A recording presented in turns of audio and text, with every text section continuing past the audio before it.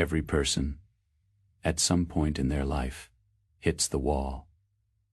It's that moment in a workout, a career, or a crisis where your lungs are burning, your bank account is empty, or your heart is shattered. In that moment, a voice rises from the deepest, oldest part of your brain. It whispers, "That's enough. You've done your best. It's okay to stop now." Most people listen to that voice. They believe it's the voice of reason, but it's not. It's the voice of your comfort, seeking instinct, trying to keep you small and safe. Mental toughness is the art of hearing that voice and choosing to ignore it. It is the ability to maintain your discipline and your standards when the motivation has long since evaporated. It is not a gift you are born with. It is a skill you forge in the shadows of your own struggles. Think of a man named Elias. Elias was a mountain climber whose life was defined by the summit. During a solo ascent of a brutal peak, he was caught in an unexpected blizzard. He was exhausted, frostbitten, and miles from safety. Every cell in his body was screaming for him to lie down in the snow and sleep. Elias knew that if he sat down, he would never get up. He didn't focus on the miles remaining. He didn't think about the warmth of his home. Instead, he practiced what warriors call segmenting. He reduced his entire world to the next 10 feet, he told himself. "I will not quit for the next 10 feet.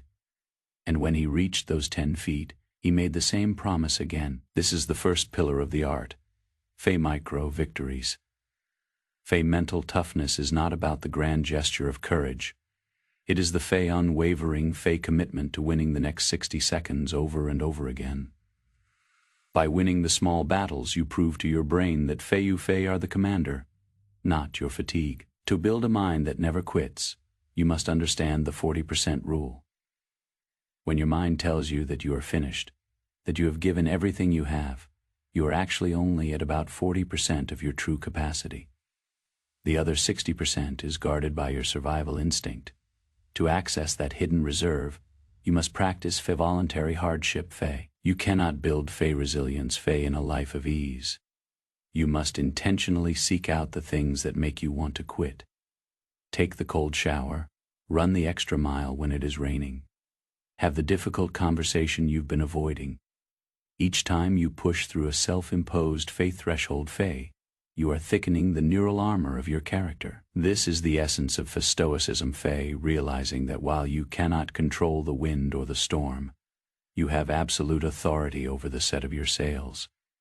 A person with mental toughness does not pray for the storm to pass. They pray for the fortitude to navigate it. They understand that the obstacle is not in the way. It is the way. When you practice the art of mental toughness, your internal dialogue changes. You stop asking, "Can I do this?" And you start saying, "This is what I do." You move from a state of questioning to a state of execution. Why do some people break under pressure while others thrive? Because those who thrive have built a failure database. They have failed so many times in training, they have pushed through so much self-inflicted discomfort, that when the real crisis hits, their brain doesn't panic. It simply says, "I've been here before. I know how to suffer, and I know how to win." Mental toughness is the ultimate form of sovereignty. It is the only thing the world cannot take from you. They can take your money, they can take your status, but they cannot take your decision to take one more step. So, how do you start building this mind?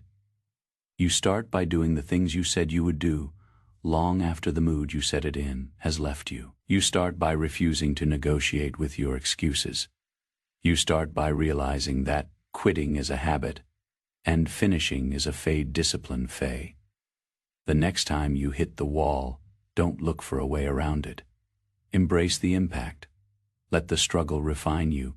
Let the pain remind you that you are still in the fight. The summit is not reached by those with the most talent or the best gear.